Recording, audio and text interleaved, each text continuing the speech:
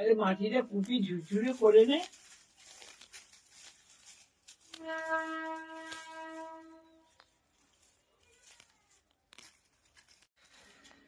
গায়ে খায় না দেয় না গায়ে জোড়ো।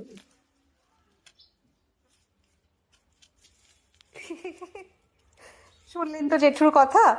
আসলে কাজটা যতটা সহজ ভেবেছিলাম অতটা নয়, কিন্তু জেঠুর এই মিষ্টি শাসনগুলোই আমার সব ক্লান্তি ধুয়ে দেয়। 10 দিনের একটা ছোট্ট বিরতি নিয়েছিলাম।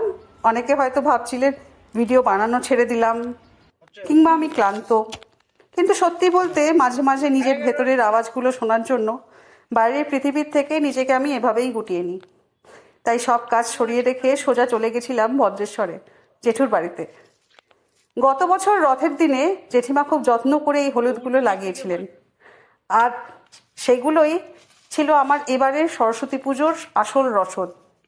নিজের হাতে তোলাই খাঁটি হলুদ নিয়েই শুরু হয়েছিল শ্রী অন্নপূর্ণা টিফিন সার্ভিসের এইবারের সরস্বতী পুজোর প্রস্তুতি। তবে এই লড়াইয়ে আমি একা ছিলাম না। আমার পাশে এসে দাঁড়িয়েছিলেন বিথিদি আর স্বপ্নাদি। ওদের হাতের ছোঁয়া আর আমাদের নিজেদের বাগানের হলুদের রঙে পুজোর সকালটা একদম অন্যরকম হয়ে উঠেছিল। সেটা দেখাবো পরের পর্বে। আজ শুধু এটুকুই বলি, নিজের হাতে তৈরি খাবারের যে তৃপ্তি তার কোনো তুলনা হয় না।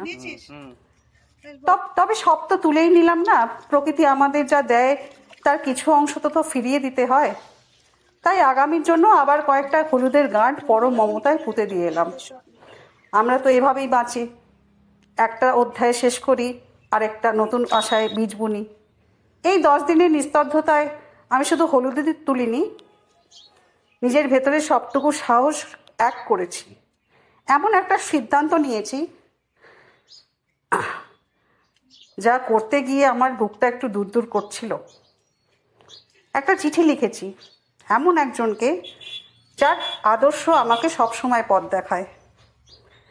পজিশনে তিনি দেশের সব থেকে বড় অভিভাবক হতে পারেন, কিন্তু আমার কাছে তিনি আমার এক পরম শ্রদ্ধেয় গুরু ভাই। কাকে লিখলাম এই চিঠি আর কি ছিল সেই না বলা কথাগুলো, সব বলবো খুব তাড়াতাড়ি। ততক্ষণ সাথে থেকো তোমরা, ভালোবাসা দিও।